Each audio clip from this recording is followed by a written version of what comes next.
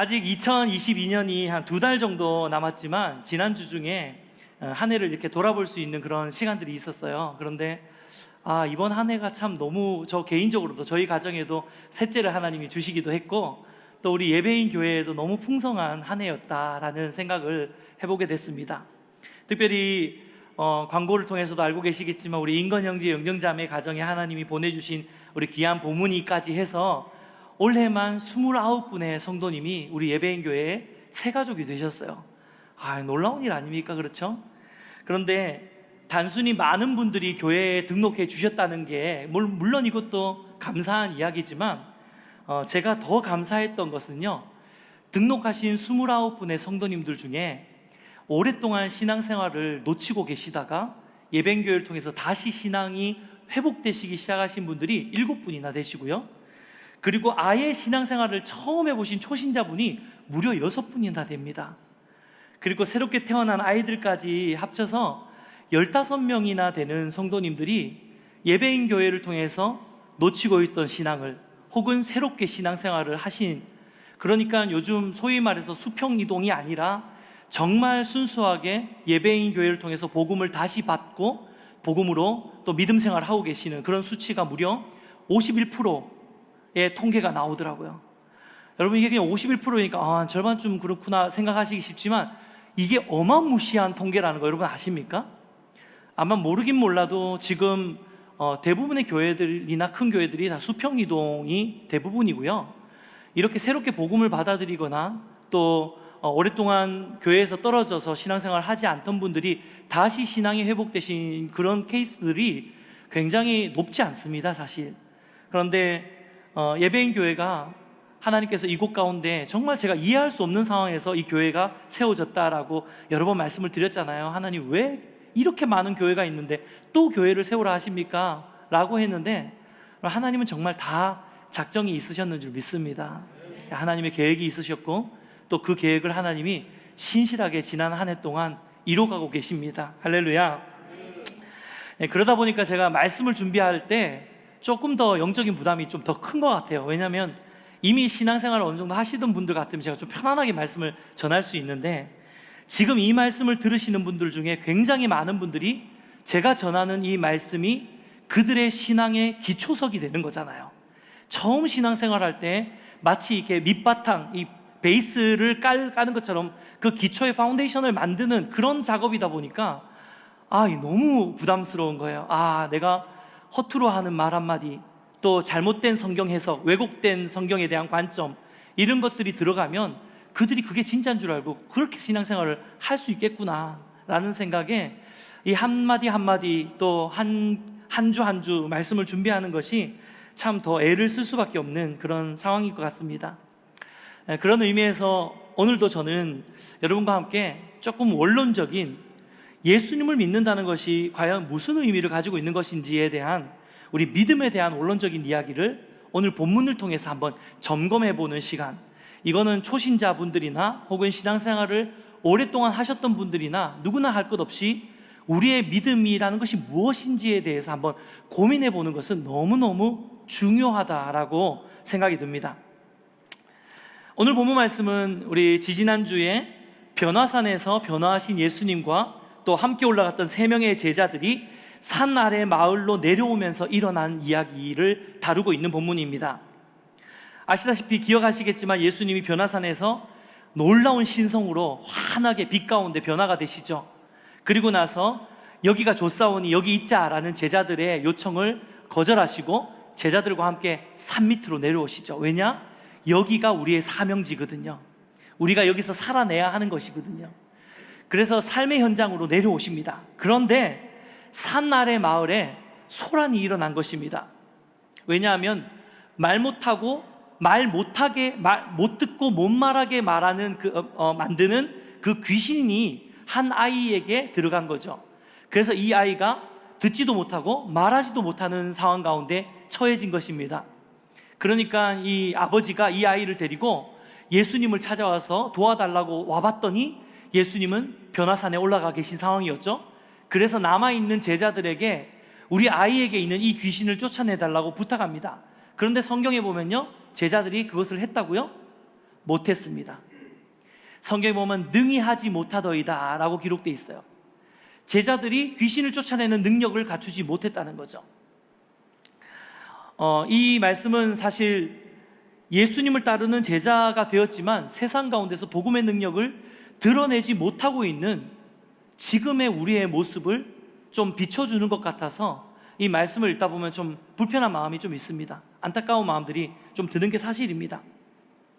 여러분, 사실 우리가 예수님을 믿게 될 때에요, 예수님께서 우리에게 주시는 두 가지 특권을 우리에게 허락하여 주십니다. 그것이 바로 뭐냐면 권세와 능력이에요. 여러분, 권세와 능력을 예수님을 믿는 그 시간에 하나님이 우리에게 허락하여 주신다는 거죠. 근데 권세라는 것은요, 한자로 보면 저울추 권자에 모양, 형태를 의미하는 세자를 써서 저울추를 가지고 이렇게, 왜 저울추를 잰다는 거는 뭔가 판단한다는 뜻이잖아요.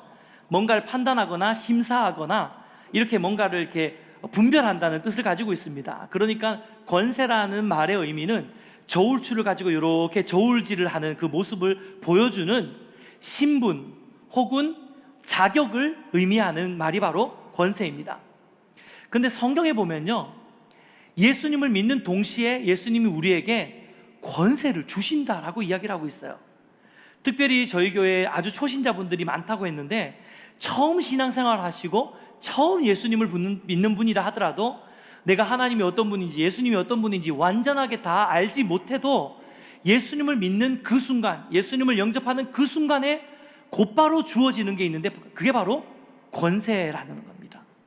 요한복음 1장 12절 말씀 같이 한번 읽어볼까요? 같이 읽겠습니다. 시작. 영접하는 자 곧 그 이름을 믿는 자들에게는 하나님의 자녀가 되는 권세를 주셨으니. 아멘. 그러니까 여러분이 알든 모르든 기억하셔야 되는 것은 여러분 안에는 예수님이 주신 권세가 있는 줄 믿습니다. 이 놀라운 특권, 놀라운 자리, 놀라운 자녀의 신분을 예수님을 믿자마자 하나님께서 여러분에게 주신다는 거예요. 네. 우리 고영준 성도님, 황경희 성도님 진짜 신앙생활 한 지 얼마 안 되셨는데, 여러분 마음에, 두 분의 마음 안에, 아, 진짜 예수님이 나의 주님이구나, 하나님 살아계시구나, 내가 그분을 믿어야 되겠구나 라는 마음을 가지는 그 순간에 여러분은 권세자가 된다는 거예요. 제가 그런 존재입니까?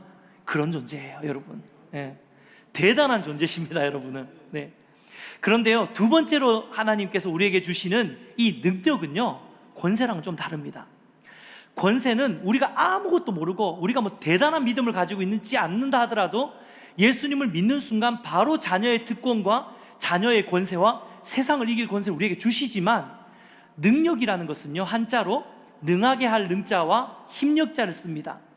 가능케 하는 힘이란 뜻이죠. 그런데 여러분, 힘은요 그냥 주어지는 게 아니에요. 길러야 되는 겁니다. 나 스스로 힘을 기를 때에 힘을 얻을 수 있습니다. 내가 비록 권세가 있다 하더라도 내가 그 권세를 휘두를 수 있고 그 권세를 보여줄 수 있는 힘과 능력은 나 스스로가 갖춰야 된다는 거죠.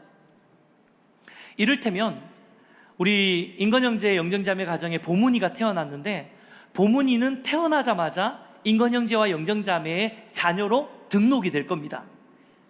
그 신분을 얻게 되는 거예요. 이게 바로 권세입니다. 그런데 보문이가 인건 형제와 영정자매의 자녀로서 능력을 발휘하려면, 아빠 용돈 좀 줘, 뭐 이런 거 있잖아요. 네. 엄마 나 이거 필요해. 능력을 갖추려면 자녀로서의 합당한 시간과 자녀로서의 그 관계가 만들어져야 된다는 거죠. 그게 바로 능력입니다. 그러니까 능력은 한순간에 주어지는 게 아니라 긴 시간을 통해서 나에게 획득되어지고 자라게 되는 게 바로 능력이라는 거죠. 제가 이 권세와 능력에 대해서 이야기할 때만 항상 떠오르는 하나의 이야기가 있습니다. 제가 그 대학을 다녔던 학부는 부산에 있는 고신대학이었거든요. 우리나라에서 제일 보수적인 신학교로 유명한 그런 엄청나게 보수적인 신학교에서 이렇게 불의한 목사님이 나왔다는 놀라운 사실을 여러분 혹 알고 계십니까? 근데 제가 학교를 다녔던 그 고신대는 부산의 영도라는 섬에 있었어요. 근데 이 섬에 영도다리라는 다리가 있었는데요, 그 다리 바로 앞에 기동순찰대가 있었습니다. 여러분 기동순찰대 아시죠? 엄청 멋진 오토바이를 타고 저렇게 이 교통 위반하거나 이런 분들을 막 잡으러 다니시는 그런 경찰분들 있잖아요. 기동순찰대라고 하는데 이분들이 그 영도라는 섬에 있었어요. 근데 한날은 참 재밌었던 게 제가 버스를 타고 영도에서 이렇게 내려가면은 이제 남포동이라는 곳이 나오거든요. 들어보셨죠? 그 남포동에 이제 극장도 막 있고 그래요. 그래서 제가 영화를 보려고 남포동으로 이렇게 내려오는 길이었는데, 그런데 한 차가 엄청 빠른 속도로 신호위반을 하면서 신호위반 하면서 쌩 하고 지나가는 거예요. 근데 그거를 구석에 있던 기동순찰대가 착 본 거죠. 그러면 이제 제 생각에는 재빨리 오토바이 타고 막 쫓아가야 되는 그런 상황이잖아요. 그런데 이 경찰관이 무슨 일인지 엄청 늦장을 부리는 거예요. 뭐 옆에 이야기하던 경찰관하고 천천히 헬멧도 쓰고 선글라스도 딱 쓰고, 그리고 뭐 장갑도 딱 가죽 장갑 딱 끼면서 막 장화도 이렇게 막 하고 되게 누구적누구적하면서 무릉무릉 하더니만 스르릉 하고 따라가는 거죠. 그런데 불과 몇 정거장 앞에 갔더니 이 과속했던 차량이 경찰관한테 딱 잡혀 있는 거예요. 딱지를 딱 떼고 있는 게 딱 보이더라고요. 제가 그 장면이 너무 좀 의미 있었어요. 여러분 생각해 봅시다. 기동순찰대 경찰관은 우리나라 정부에서 부여해준 뭐가 있죠? 권세가 있어요. 티켓을 끊을 수 있는, 딱지를 뗄 수 있는 권세를 가지고 있습니다.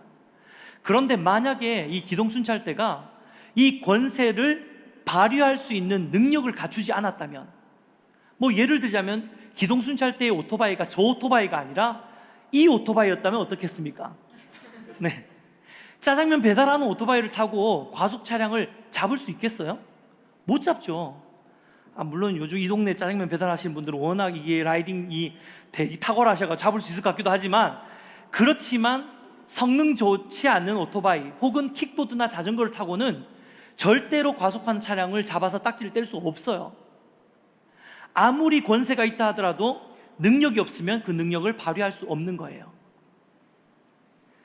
저는 어쩌면 지금의 교회의 모습, 또 이 시대 가운데 그리스도인들의 모습, 멀리 생각하지 않고 그냥 지금 여기서 예배하고 있는 저와 여러분의 모습이 혹시 이렇게 나라에서 부여해준, 하나님께서 내게 주신 자녀의 권세, 특권, 왕의 자녀로서, 통치자의 자녀로서 하나님 부여해 주신 놀라운 특권을 가지고 있음에도 불구하고 삶의 자리에서는 저렇게 택트 타고 다니는 그런 상황 가운데 있는 게 혹 우리의 모습이 아닐까, 그런 생각들을 좀 한번 해보게 됐습니다. 사랑하는 여러분, 예수님은 우리에게 분명히 너희는 이 땅의 빛이다, 소금이다 라고 말씀하셨어요. 여러분, 빛과 소금이 어떤 존재인지 아십니까? 빛과 소금은 공통점이 있어요. 아주 작은 존재로 엄청 큰 능력을 발휘하는 게 빛과 소금입니다. 깜깜한 방에 촛불 하나를 탁 켰을 때 아무것도 보이지 않던 방에 환하게 모든 것이 보여지잖아요. 작은 불빛 하나, 작은 빛 하나가 모든 어둠을 밝힐 수 있는 거예요.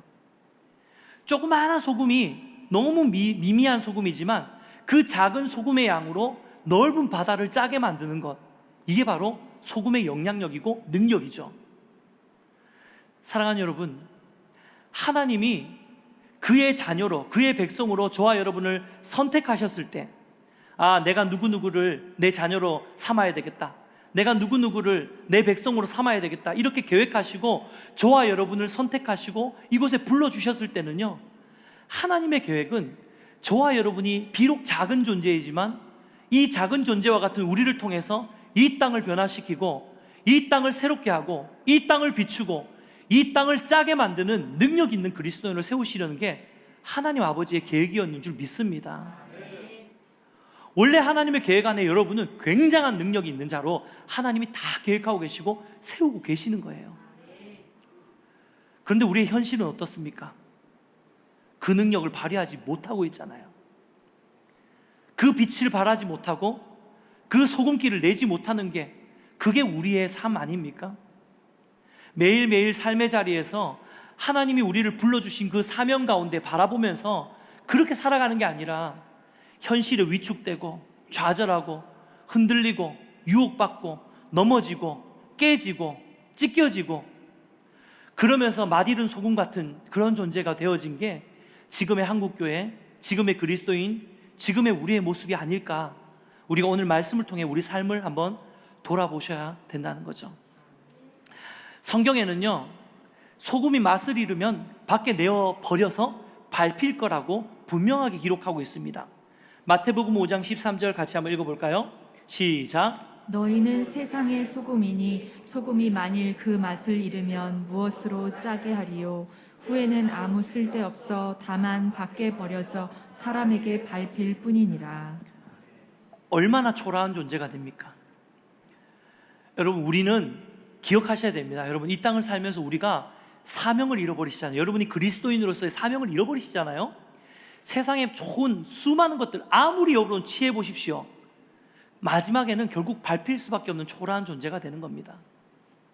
근데 우리가 우리의 사명만 잊지 않는다면, 빛으로 소금으로 살아가신다면 절대로 밟히지 않을 겁니다. 작은 존재 같지만 영향력이 있는 존재, 미미한 존재 같지만 능력 있는 존재가 되는 거예요. 이게 복음 안에 있는 비밀이라고 믿습니다. 이게 그리스도인의 삶의 특권입니다. 할렐루야. 여러분, 본문에 우리가 이렇게 능력을 잃어버리고 삶 속에서 정말 그리스도인답게 살아가지 못하는 그 이유가 무엇일까? 오늘 본문을 보시면은요, 그 이유가 정확하게 나오는데, 예수님은 말씀을 통해서 우리가 능력을 잃어버린 이유는 너희가 믿음이 없기 때문이다 라고 이야기를 하고 계세요. 본문에서 귀신 들린 아이의 아비가 제자들을 찾아와서 제자들에게 부탁했지만 능히 고칠 수 없었을 때에 예수님이 그 이야기를 들으시고 뭐라고 이야기하셨냐면요, 마가복음 9장 19절 같이 한번 읽어볼게요. 시작. 대답하여 이르시되 믿음이 없는 세대여, 내가 얼마나 너희와 함께 있으며 얼마나 너희에게 참으리요. 그를 내게로 데려오라 하시매. 제자들이 능력을 발휘하지 못했다는 이야기를 듣고 예수님께서 하신 이야기는 믿음이 없는 세대였습니다. 그리고 예수님을 향해 이 귀신 들린 아이의 아비가 예수님 할 수 있으면 저 좀 도와주세요 라고 했을 때 예수님께서 아버지에게 23절에 뭐라고 하시냐면요, 할 수 있거든이 무슨 말이냐, 믿는 자에게는 능치 못할 일이 없다, 능하게 하지 못할 일이 없느니라 라고 이야기를 하셨어요. 여러분, 무슨 말입니까? 결국 우리가 능력을 발휘할 수 없는 것, 우리에게 능력이 없는 까닭은 뭐냐면 우리 안에 믿음이 없기 때문이라는 거예요. 예수님이 지금 정확하게 그렇게 이야기를 하고 계시는 것입니다. 그렇다면 우리에게 없다라고 하는 이 믿음, 과연 이 믿음의 실체가 뭘까? 오늘 저는 이 부분에 대해서 함께 나누려고 하는 거거든요. 여러분, 믿음이라는 말을 들었을 때 여러분, 믿음이 뭔 것 같으세요? 흔히 우리는 많은 경우에 한국 교회가 믿음을 좀 왜곡시켜서 가르쳤어요. 믿음을 어떻게 표현하고 어떻게 가르치냐면 믿음 이꼴 열심 혹은 열정이라고 가르쳤어요. 믿음은 열심을 내는 것, 열정 있게 하나님을 예배하고 찬양하고 그렇게 신앙생활을 하는 것, 이게 바로 믿음이 있는 것처럼 생각했죠. 그러니까 여러분 어떠세요? 만약에 예배 드릴 때 앞자리에서 막 열심히 손을 들고 찬양하시는 분을 보면 여러분은 은연중에 이렇게 생각하세요. 믿음이 대단하시구나.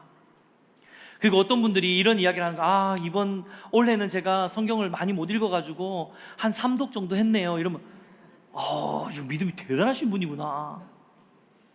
우리는 믿음이라는 것을 다 그 사람의 신앙생활의 열심과 열정의 척도로 믿음을 분별하고 판단하는 경향이 있습니다. 여러분, 안 그렇습니까? 그렇죠? 다 그렇게 생각하잖아요. 막 기도할 때 막 기도 뜨겁게 하고 침을 막 3m씩 팍 튀기면서 하면 저 사람 진짜 믿음이 되게 세네, 이렇게 이야기를 한단 말이에요. 근데 여러분, 믿음이 정말 열심과 열정이라는 말로 대변될 수 있습니까? 그럴 수 없습니다. 우리가 믿음을 열심과 열정으로 생각하면 예수님이 지금 믿는 자에게 능치 못할 일이 없다, 이 말씀 우리가 완전 로또예요. 왜냐하면 그래요 예수님? 진짜 믿는 자에게 능치 못한 일이 없습니까? 그럼 내가 진짜 열심히만 하면 다 되는 거네요. 좋아, 지금부터 작정기도 40일 열심히 기도해가지고 내가 내 삶의 이 기도 제목, 이 문제를 반드시 응답받고 말 거야. 여러분, 이렇게 다 신앙생활 하셨잖아요, 솔직히. 아, 내가 이번에 대학 가려고 열심히 기도해야지. 나 이번에 직장 가려면 열심히 하나님 기도하고 열심히 섬기고 11조도 팍팍 하고 막 이래야지. 여러분, 우리가 믿음이라는 관념을 생각할 때 은연중에 계속해서 은근슬쩍 열심과 열정으로 연결시키는 그런 습성들과 사실 그런 어떤 신앙의 이 어떤 패러다임으로 우리가 믿음을 이해하고 있는 것이 사실이에요. 그리고 한국교회가 그렇게 많이 가르쳤어요. 저는 이게 지금 한국교회가 힘을 잃어버리고 능력을 잃어버린 결정타라고 생각합니다. 믿음이 뭔지를 제대로 가르치지 않았어요. 그냥 열심히 교회 봉사하고 열심히 헌금하고 열심히 교회 생활하고 예배 드리면 그러면 다 잘 될 겁니다. 다 잘 됩니까? 다 잘 안 돼요. 정말 신실하게 신앙생활을 하시는 성도님의 가정이 어려움을 겪는 일이 비일비재하고요. 경제적인 문제로 힘들어하고 고통스러워하고 옆에서 보기 너무 안쓰러울 정도로 그런 문제들을 겪는 분들이 정말 믿음이 좋은 분들이 많아요. 아니, 이 원리라면 그렇게 되면 안 되는 거 아닙니까? 그렇죠? 여러분, 우리가 자칫 믿음을 신앙적인 열정이나 열심으로 이해하게 되면 이 믿음이라는 것은요, 우리가 우리의 인생의 문제를 해결하거나 여러분의 개인적인 필요를 채우기 위한 도구밖에 안 돼요. 믿음은 여러분이 도구처럼 들락날락 쓸 수 있는 그 믿음을 어떻게 믿습니까? 그거는 우리나라에 나오는 지성이면 감천 이것처럼 비나이다 밖에 안 되는 거예요. 열심히 빌면 지성이 하늘을 움직이는 것, 이게 지성이면 감천이잖아요. 그거랑 열심히 신앙생활 하면은 다 능치 못할 일이 없다. 뭐가 다릅니까? 똑같아요. 사랑하는 여러분, 믿음의 본질은 열심이 아닙니다. 열심히 신앙생활 하지 마세요. 제대로 신앙생활 하셔야 돼요. 믿음의 본질은, 따라합시다, 예수님을 아는 것이다. 다시 한번, 믿음의 본질은 예수님을 아는 것이다. 여러분, 믿음의 본질은요, 열심이 아니라 지식입니다.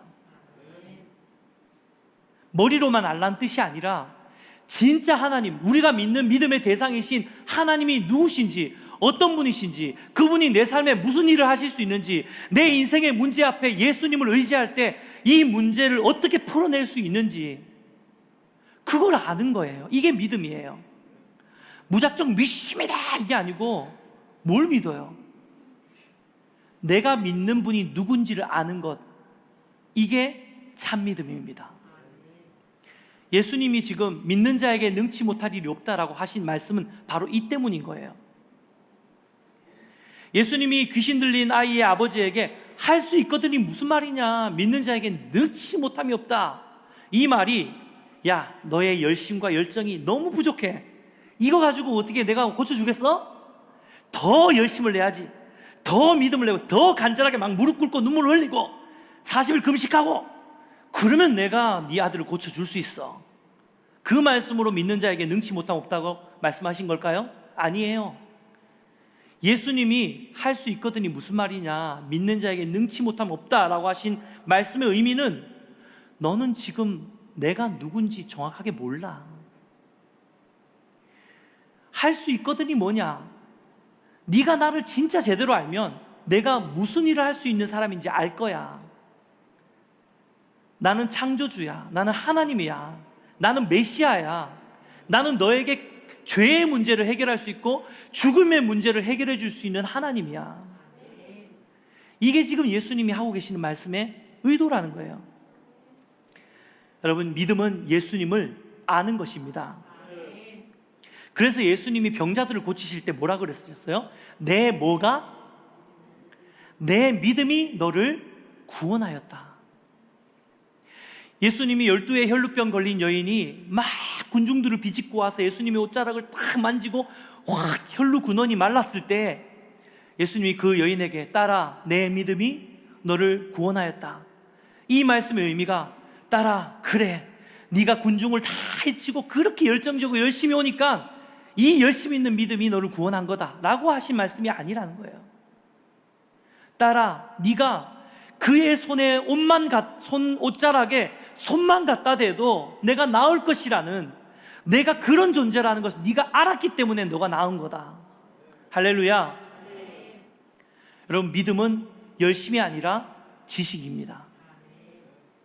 하나님을 아는 것에서부터 믿음이 시작되는 것이죠. 여러분, 그렇다면 여러분, 우리가 어떻게 해야지 이 믿음을 키울 수 있을까요?